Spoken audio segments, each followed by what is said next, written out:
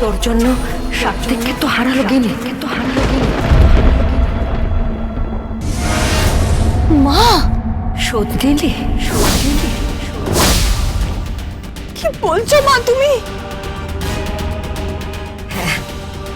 মেয়ে মানুষের মন তো, সাত্বিক তোকে প্রথম ভালোবাসার কথা বলেছিল, তাই শোধ নিলি।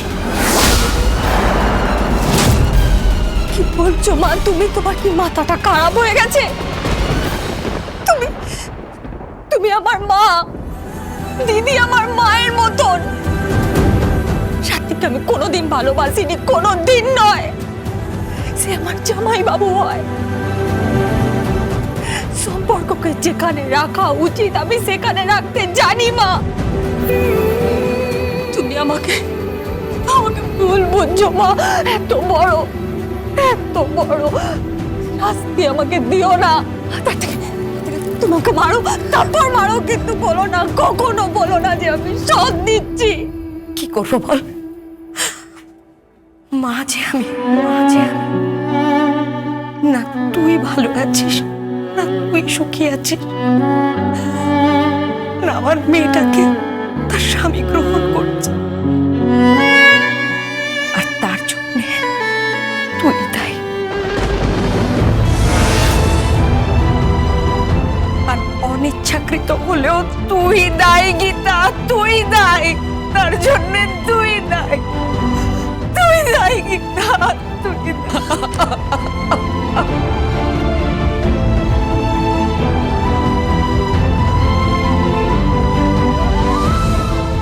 আসবো? এসো। কে আসবে? কে?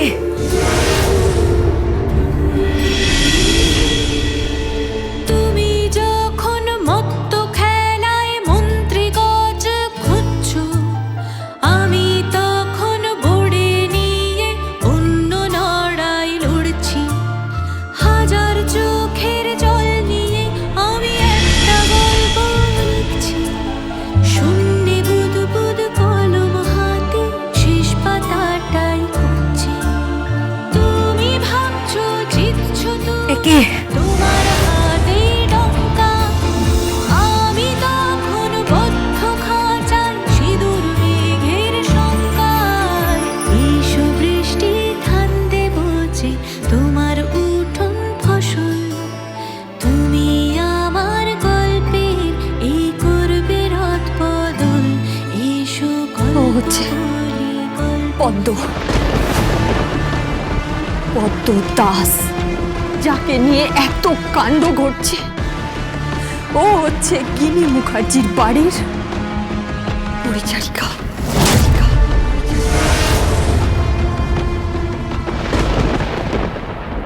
গিনি, তাহলে বুঝলে তো, ধর্মের কল বাতাসে নড়ে।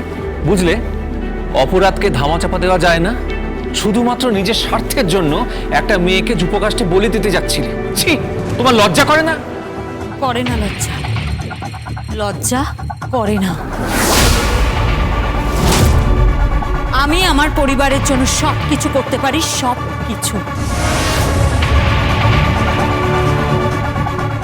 আমি আপনার মতো কলির বিভীষণ নই।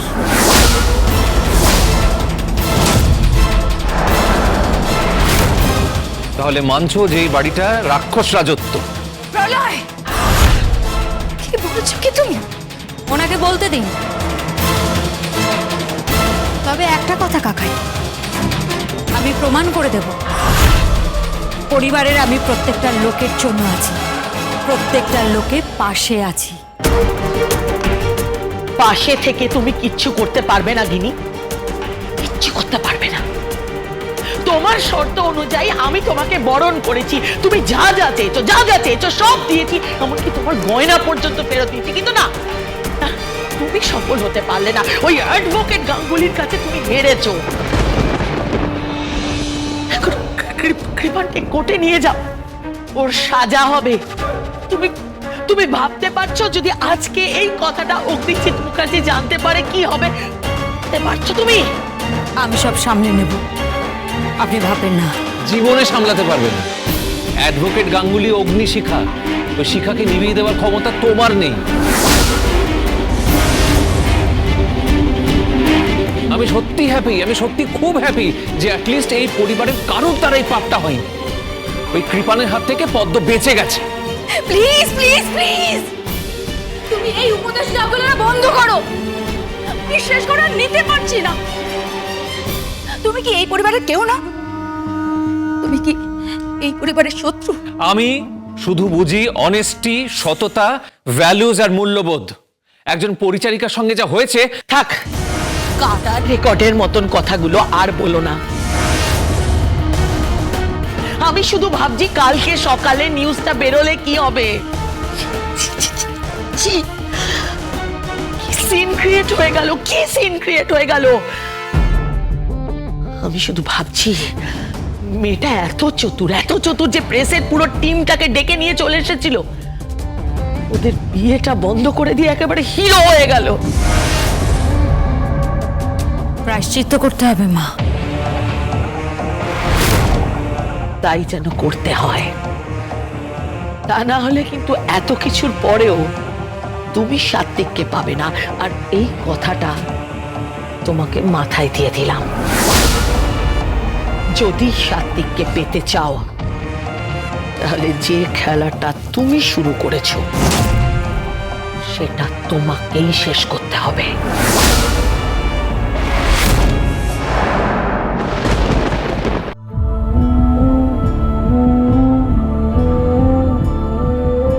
নুন আনতে পান্তা ফুড়ে আবার এটাকে জুটিয়ে নিয়ে এসেছে। কোথা থেকে খেতে দেবো কে জানে। যদি হয় সুজন, তেঁতুল পাতায় নজর। তুমি কোনো চিন্তা করো না মা, ভাগ বাটোয়ারা করে খেয়ে নেবো। চুপ কর তুই। যদি হয় সুজন, তোমার বাবা আসুক, খেটিয়ে বিদায় করবে তোমাকে, বলে রাখলাম। কিচ্ছু বলবে না মা, বাবা কিচ্ছু বলবে না। আমাকে বোঝে, আমাকে খুব বোঝে, ভালোবাসে আমাকে। না বোঝো না, তুমি সবটা জানো না। কি সবটা জানি না আমি? তুমি সবটা জানো না। তোমার বাবা কখনো চাইনি যে তুমি এই কেসটা লড়ো। মানেটা খুব সহজ। তোমার বাবা কখনো চাইনি যে তুমি এই কেসটা লড়ো, কারণ তুমি যে কেসটা লড়ছো সেই কেসটা অগ্নিজিৎ মুখার্জির বিরুদ্ধে। তাতে তাতে কি হয়েছে মা? তাতে সমস্যাটা কি? বলো আমাকে, তাতে সমস্যাটা কি? শুনবে তুমি? সহ্য করতে পারবে? বলো না, সমস্যা নেই, বলো। অগ্নিজিৎ মুখার্জি সেই উকিল যার জন্য তোর বাবা ঘুষখোর, দালাল, চোর বদনাম নিয়ে বাড়িতে লুকিয়ে বসে আছে। কোর্ট ছেড়েছে, আদালত চত্বর ছেড়ে আজ পর্যন্ত বাড়িতে লুকিয়ে বসে আছে একটা ব্যর্থ মানুষের মতো। সারা জীবন সে তার বাচ্চা বউকে খাওয়াতে পারেনি, সারা জীবন আতঙ্কে কাটিয়েছে। তার অপমান, তার কষ্ট সবকিছুর মূলে ওই গিরিশ শ্বশুর অগ্নিজিৎ মুখার্জি।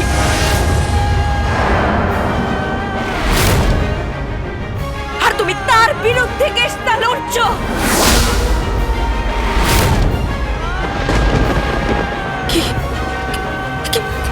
কি বলছো মা তুমি? না না, আমি কি বলে ফেললাম? আমি কিছু বলতে চাইনি, কিছু বলতে চাইনি আমি। তার মানে এই সেই লোক, এই অগ্নিজিৎ মুখার্জির জন্য আমার বাবাকে সবাই উপহাস করে, সবাই বিদ্রুপ করে, আমাকে বলে বালতি বেটি বন্যা আসে। আমি কোর্টের চেয়ার পাইনি, তোর বাপ কোনোদিন কোর্টের চেয়ার পাইনি। ভজন দা আর সমস্ত উকিল সবাই মিলে এই কারণে বিদ্রুপ করে অগ্নিজিৎ মুখার্জি।